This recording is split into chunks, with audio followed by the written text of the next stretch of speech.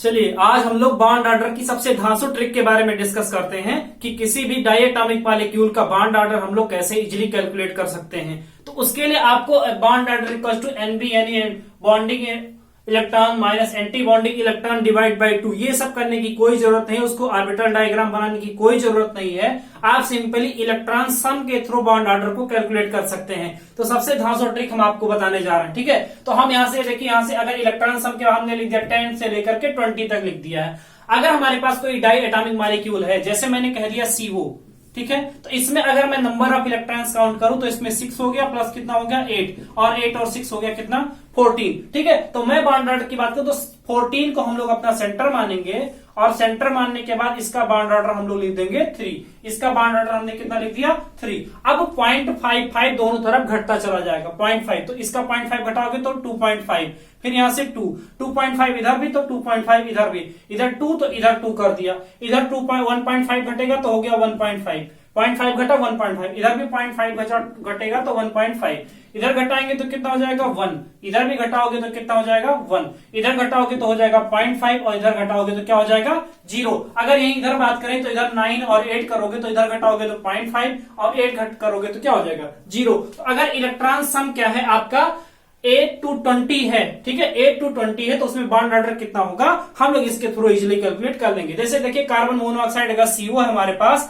इसमें इलेक्ट्रॉन कितने हैं 14, तो 14 का बॉन्ड ऑर्डर कितना हो गया 3 हो गया, ठीक है। अगर हम यही बात करें, जैसे मान लो हमने दूसरा एग्जांपल ले लिया O2+, ठीक है, O2+ की बात करें तो इसमें 16 और एक इलेक्ट्रॉन इसमें से निकल गया तो कितना हो गया 15, तो 15 है तो इसका बॉन्ड ऑर्डर देखिए 15 का बॉन्ड ऑर्डर कितना हो रहा है 2.5। तो सिंपली हमको कुछ नहीं करना है, खाली नंबर ऑफ इलेक्ट्रॉन्स काउंट करने, उसके बाद इसका बॉन्ड ऑर्डर लिख देना है, ठीक है। अगर ये बात करें, जैसे मान लो कोई और हमने मॉलिक्यूल ले लिया, जैसे मान लो N2+ ले लिया, ठीक है, तो 7 7 14 हो गया, 14 माइनस 1 कर दिया 1 कर दिया तो हो गया 13, और 13 का बॉन्ड ऑर्डर कितना होता है 2.5। तो इलेक्ट्रॉन काउंट करके इलेक्ट्रॉन सम के थ्रू हम लोग सिंपली क्या कर सकते हैं, किसी भी डायटोमिक मॉलिक्यूल का बॉन्ड ऑर्डर हम लोग कैलकुलेट कर सकते हैं। तो बॉन्ड ऑर्डर कैलकुलेट करने की सबसे धांसू ट्रिक ये है, जो आप अगर जैसे नीट वाले बच्चों के लिए, जो नीट वाले हों या IIT के स्टूडेंट हों या IIT जैम के हों, ठीक है, IIT जैम, इनमें क्या होता है कि इसमें जो होता है बॉन्ड ऑर्डर के 2-3 क्वेश्चन तो आपको मिलने ही मिल रहे हैं। सिंपली अगर उसने मान लो बॉन्ड ऑर्डर नहीं पूछा तो उसकी रिलेटिव स्ट्रेंथ पूछ लिया, रिलेटिव बॉन्ड लेंथ पूछ लिया, तो इन सब चीजों से क्या करता है वो बॉन्ड ऑर्डर को इजिली फाइंड आउट करने के लिए आपसे पूछता है कि बताइए इसका बॉन्ड ऑर्डर क्या होगा, ठीक है। तो बॉन्ड ऑर्डर आप क्या कर सकते हैं, सिंपली क्या करेंगे इलेक्ट्रॉन सम के थ्रू क्या करेंगे कैलकुलेट कर देंगे। जैसे मान लो हमने कह दिया F2, ठीक है, तो F2 के पास 9 2 जा 18, और 18 का बॉन्ड ऑर्डर कितना हो गया 1, तो हमने सिंपली कितना लिख दिया 1। जैसे मान लो हमने लिख दिया O2 नेगेटिव, तो यहाँ पे क्या हो गया 16 और 1 हो गया 17, और 17 पे कितना आ रहा है 1.5, तो इसका बॉन्ड ऑर्डर कितना हो गया 1.5।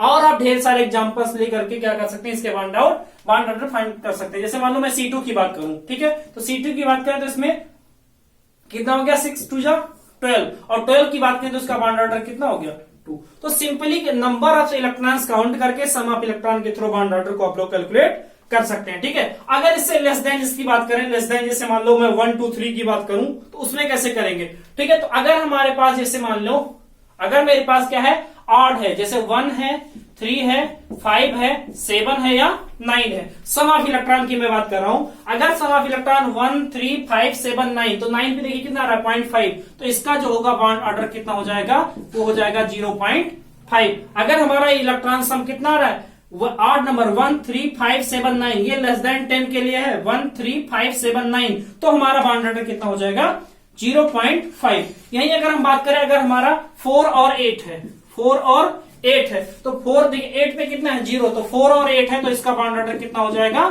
0। अब यही बचता है हमारा 2 और 6, तो 2 और 6 है तो इसका बॉन्ड ऑर्डर हो जाता है 1.5। 2 और 6 है तो इसका बॉन्ड 2 और 6 तो इसका बॉन्ड ऑर्डर क्या 1.0 मतलब 1 हो जाता है, ठीक है। तो इसका बॉन्ड ऑर्डर सिंपली आप लोग क्या कर सकते हैं, फाइंड आउट कर सकते हैं बाय इलेक्ट्रॉन सम। तो इलेक्ट्रॉन सम के थ्रू हम क्या करेंगे, सिंपली बॉन्ड ऑर्डर फाइंड करेंगे। अब हम इसकी थोड़ी सी प्रॉपर्टी देख लेते हैं, आप स्क्रीनशॉट इसका ले लीजिए, ठीक है। इसकी मैं प्रॉपर्टी की बात करता हूं, ये बहुत इंपॉर्टेंट टॉपिक है बेटा, सब लोग पढ़ लेना, ठीक है। क्या करोगे इससे, केवल और केवल आपको इलेक्ट्रॉन सम याद रखना है कि 14 हमारा सेंटर होगा और उसके लेफ्ट और राइट में कंसेक्यूटिव बढ़ने के साथ साथ 0.5 घटता चला जाएगा। कुछ नहीं करना है, सिंपली आप क्या कर सकते हैं, बॉन्ड ऑर्डर कैलकुलेट कर सकते हैं। तो अगर मैं इसकी प्रॉपर्टी की बात करूं, ठीक है, या इसके यूजेस की बात करूं, तो प्रॉपर्टी में पहला जो होता है, अगर हमारे पास मान लो फाइंड आउट करने के लिए आ गया कि बॉन्ड स्ट्रेंथ या बॉन्ड लेंथ, तो हमको क्या करना है कि bond order is directly proportional to bond strength, bond strength, ठीक है। जैसे मान लो बॉन्ड ऑर्डर अगर बढ़ता जा रहा है तो इसका मतलब बॉन्ड स्ट्रेंथ उसकी क्या होती है, बढ़ती जा रही है। बॉन्ड ऑर्डर बढ़ेगा मतलब नंबर ऑफ बॉन्ड्स ज्यादा बनते जाएंगे, और नंबर ऑफ बॉन्ड ज्यादा बनेंगे तो बॉन्ड स्ट्रेंथ क्या होगी, उसकी बढ़ती चली जाएगी। जैसे मैं बात करूं, अगर जैसे मान लो कार्बन ट्रिपल बॉन्ड हो गया, कार्बन डबल बॉन्ड हो गया और कार्बन कार्बन सिंगल बॉन्ड, तो यहाँ देखिए बॉन्ड ऑर्डर बढ़ रहा है, इसका मतलब बॉन्ड स्ट्रेंथ का मैं ऑर्डर करता हूं तो ये बॉन्ड स्ट्रेंथ का ऑर्डर हमारा ये हो जाएगा, ठीक है। दूसरी मैं बात करता हूं, bond order inversely proportional to bond length, bond order is inversely proportional to bond length, ठीक है। मतलब क्या हुआ कि अगर बॉन्ड ऑर्डर बढ़ेगा तो बॉन्ड लेंथ क्या होगी, घटेगी। जैसे मान लो मैं बात करता हूं carbon triple bond carbon, carbon double bond carbon और कार्बन सिंगल बॉन्ड कार्बन, तो अगर मैं इनके बॉन्ड लेंथ की बात करूं तो इसकी बॉन्ड लेंथ 1.20 एंगस्ट्रॉम होती है, इसकी 1.32 एंगस्ट्रॉम होती है और इसकी 1.54 एंगस्ट्रॉम होती है, ठीक है। तो कैसे, देखिए अगर बॉन्ड स्ट्रेंथ, देखिए यहाँ पे सबसे ज्यादा बॉन्ड स्ट्रेंथ की बात करूं तो यहाँ 3 है, यहाँ 2 है और यहाँ 1 है, ठीक है। तो बॉन्ड लेंथ देखिए किसकी ज्यादा है, सबसे ज्यादा यहाँ है, लेकिन इसकी बॉन्ड लेंथ क्या है, सबसे कम है। तो बॉन्ड लेंथ अगर ज्यादा है तो बॉन्ड लेंथ अगर ज्यादा है तो बॉन्ड स्ट्रेंथ, बॉन्ड ऑर्डर कम होगा। तो बॉन्ड लेंथ और bond order and bond length are inversely proportional, एक दूसरे के क्या होते हैं, इनवर्सली प्रोपोर्शनल होते हैं। तो देखिए यहाँ बॉन्ड ऑर्डर ज्यादा, इसका मतलब इसकी बॉन्ड लेंथ कम हो गई, तो बॉन्ड लेंथ कम हो गई तो इसका ऑर्डर क्या हो जाएगा, ये बॉन्ड ऑर्डर का ऑर्डर, ये किसका हो गया, बॉन्ड लेंथ, ठीक है। अगर बॉन्ड ऑर्डर बढ़ेगा तो बॉन्ड लेंथ क्या होगी, घटेगी, ठीक है। तो इसको सिंपल डायग्राम के थ्रू अगर हम रिप्रेजेंट करना चाहें तो सिंपल रिप्रेजेंटेशन हमारा क्या हो जाएगा कि अगर बॉन्ड ऑर्डर इंक्रीज कर रहा है, इफ बॉन्ड ऑर्डर इंक्रीज, जैसे हम लोग यहां लिख दें, इफ बॉन्ड ऑर्डर इंक्रीजेस, तो बॉन्ड ऑर्डर अगर इंक्रीज करेगा तो बॉन्ड स्ट्रेंथ भी क्या होगी, इंक्रीज करेगी, लेकिन बॉन्ड लेंथ जो होगी वो डिक्रीज करेगी। तो ये इसके एप्लीकेशन में हम लोग देख लेंगे। तो इसमें ढेर सारे क्वेश्चन होते हैं, जैसे ढेर सारे क्वेश्चन भी पूछे जाते हैं कि right the relative order of bond length या बॉन्ड ऑर्डर या बॉन्ड स्ट्रेंथ, तो वो हम लोग सॉल्व कर लेंगे, ठीक है। तो इसका एक मैं क्वेश्चन लेता हूं, एक क्वेश्चन के थ्रू इसमें समझेंगे कि कैसे इसमें क्वेश्चन आते हैं, इसका कैसे कैसे कंपटीशन में या एग्जाम्स में कैसे पुटअप किए जाते हैं। तो उसका मैं एक अगर क्वेश्चन ले लूं, तो अगर एक क्वेश्चन लेते हैं, जैसे मान लो हमने ले लिया O2 प्लस O2 और O2 माइनस, और मैंने कह दिया कि इसका बॉन्ड स्ट्रेंथ का ऑर्डर बताइए। क्या बताना है, बॉन्ड स्ट्रेंथ का ऑर्डर बताना या बॉन्ड लेंथ का ऑर्डर, मैं दोनों चीज बता दूं, ठीक है। तो जैसे मैं O2 की बात करूं तो इसके पास कितने इलेक्ट्रॉन्स हो गए, O2 के पास हो गए 16 इलेक्ट्रॉन, तो O2 के पास 16, और 16 के लिए हमने क्या लिखा है, 16 अगर है तो 16 के लिए हमारा बॉन्ड ऑर्डर कितना हो जाएगा, 2 हो जाएगा, ठीक है। यही मैं बात करूं O2 माइनस, O2 माइनस के बाद हो जाएगा 17, और 17 का हो जाता है 1.5। आ रही इसकी बात करें तो 8 2 जा 16, और 16 में से 1 माइनस कर दिया, हो गया 15, और 15 के लिए हमारा जो बॉन्ड ऑर्डर होता है वो होता है कितना, 2.5, ठीक है। तो 2.5, तो ये हमारा हो गया क्या, बॉन्ड ऑर्डर। अब हम लोग जानते हैं कि bond strength directly proportional to bond order. तो अब देखिए bond strength directly proportional to bond order, जिसका बॉन्ड ऑर्डर ज्यादा होगा उसकी बॉन्ड स्ट्रेंथ ज्यादा होगी। तो हमारा इसका ऑर्डर देखिए, ऑर्डर ये हो जाएगा बॉन्ड ऑर्डर का, देखिए बॉन्ड ऑर्डर का जो ऑर्डर है ये यही है, ठीक है। तो बॉन्ड स्ट्रेंथ का भी ऑर्डर यही हो जाएगा। लेकिन मैं यही बात करूं, ये किसका ऑर्डर हो गया, बॉन्ड स्ट्रेंथ का, बॉन्ड स्ट्रेंथ का। अगर मैं यही बॉन्ड लेंथ की बात करूं, किसकी बात करूं, बॉन्ड लेंथ की, तो हम लोग जानते हैं बॉन्ड ऑर्डर जी inversely proportional to bond length, मतलब जिसकी बॉन्ड लेंथ कम होगी उसका बॉन्ड ऑर्डर ज्यादा होगा, ठीक है।